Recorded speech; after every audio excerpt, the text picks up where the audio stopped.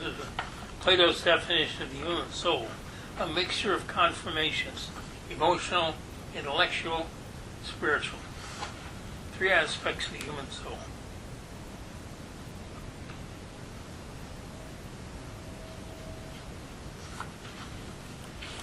I can't find one of them.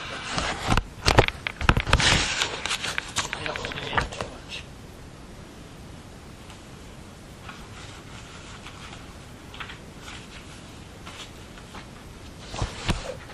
Kelly called and said she'd be here,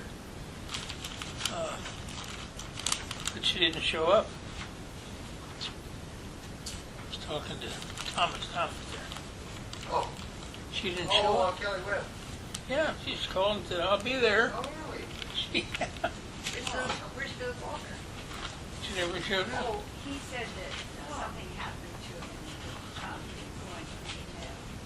What are the things of the soul again, Robert? Huh? What are the essence of the soul?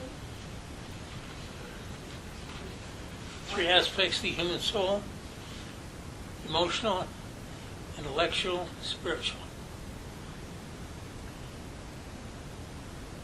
You know, I have them here, breakdown of the 4 out of 7 things that make up our being, and that chart, it shows that under different terminology.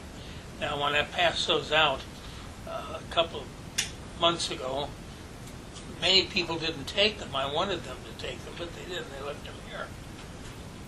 So I'll give you one, and then I'll point out what that is.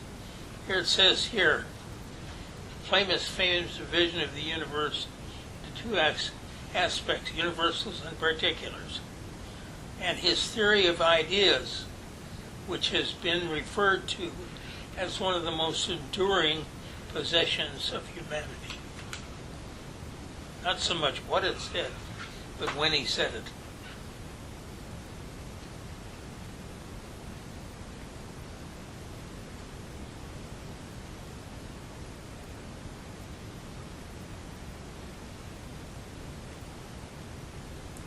Focal point toward which all problems converge, and from which our solutions take their rise.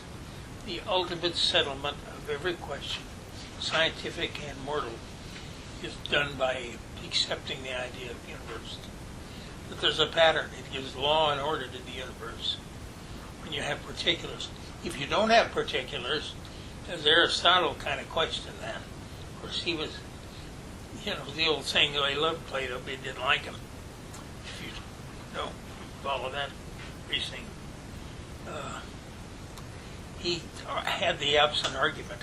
That's why the 2 main figures in that painting up there, the fresco in the Vatican. That's the most enduring thing in the Vatican, that fresco. Plato and Aristotle are the chief figures. Plato's going this. Everything's universals. Aristotle's, everything's particulars. So, that argument's been going on for thousands of years.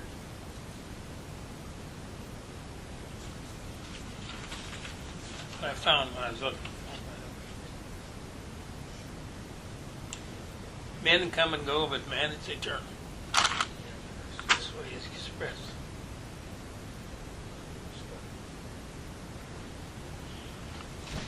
It's like a chair. This chair here, I can get rid of this. I can destroy it, burn it, it's gone. The idea of the chair remains in my mind. It can't be destroyed. Whether the chair here is or not, it's nothing to do with it.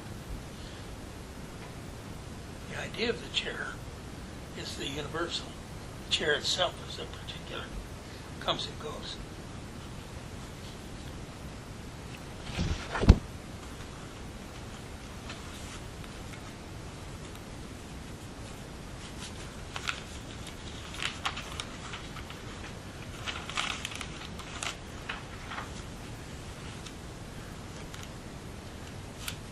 Look at some of these notes. I look at the dates. I look back to 1965.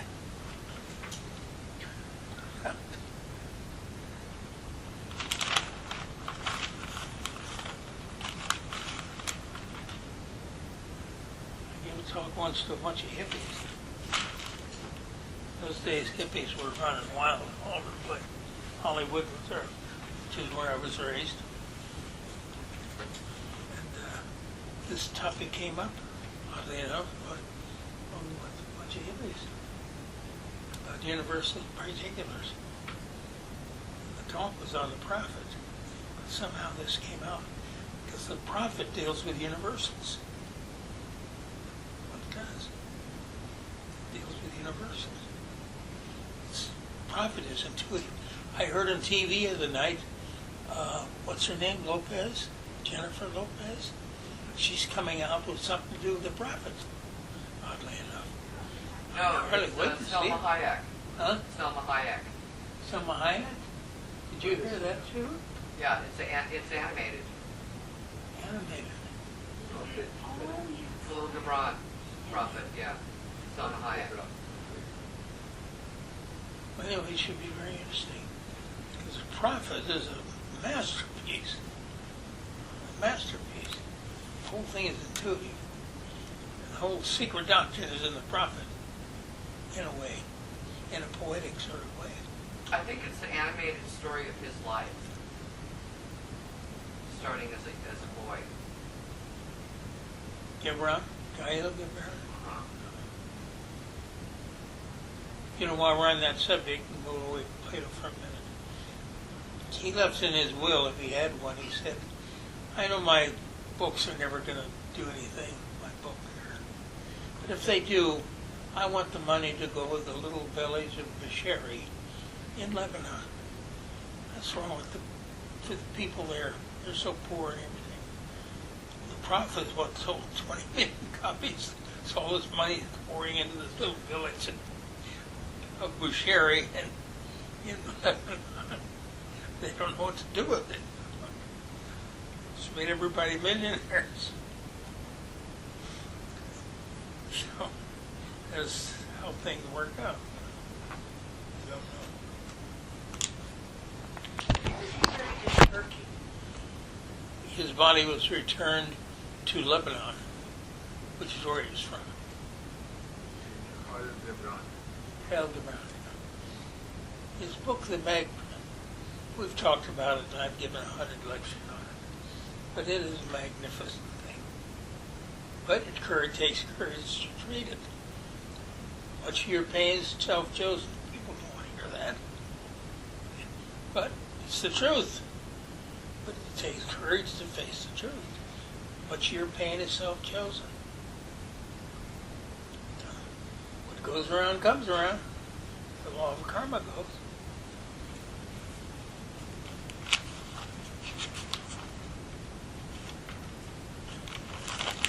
So anyway, when Plato died, they say Aristotle gave him divine honors for he'd loved Plato if he didn't like him. Didn't like him, but he loved him.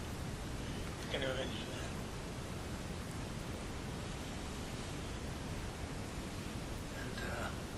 And so Plato was a very significant figure.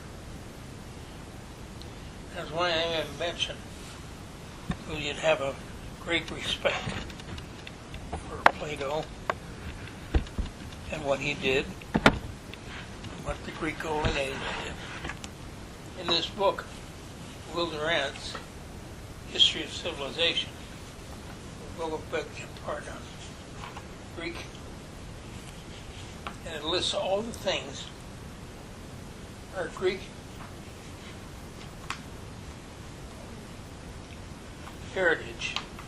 It lists everything in here that we can attribute to the Greek Golden Age, which was the greatest creative age the Western world's ever known. 480 BC, 399 BC, 81 years. Plato lived 81 years. Everything's 81 years. But it says here, all the things we attribute to the Greek Golden Age at that time, the most creative period in history. And I've mentioned all of these things. I couldn't begin to mention them all. There's so many. We know its defects, its insane and pitiless wars, its stagnant slavery, its subjection of women, its lack of moral restraint, its corrupt individualism, that doesn't sound too good, but its tragic failure to unite liberty with order and peace. But those who cherish freedom, reason, and beauty will overlook these blemishes. They will hear behind the turmoil of political history the voice of Solon, of Socrates, of Plato, and Euripides, of Epicurus and Archimedes. They will be grateful for the existence of such men and will seek their company across alien centuries. They will think of Greece as the bright morning of that Western civilization, which with all of its kindred faults is our nourishment and our life. Wouldn't have time to read it all, but it gives a list of all the things. Everything you can think of was initiated by the Greeks during that period. Our schools, our universities, everything. Even mining and some things. Sculpture, art, plays, everything. Don't forget the Olympics. Huh? Olympics. Yeah, the Olympics. The Olympics, yeah, they started in Greece. Sure did. 8 o'clock. I thought, I'll mention it again, if anyone's interested in books, we've got lots of books here. I'm going to give them away. Not the ones in the bookcase. We got a garage full of books, and a lot of them very good books. And if anyone interested in this, they can always call us. We'll lug a lot of them out, put them outside, the table and so forth. Come over, take what you like. If you're interested, you can call us and let us know. And I thought in summer, as we did with our public lectures, which we held for, 102 years? And unfortunately, which came to an end.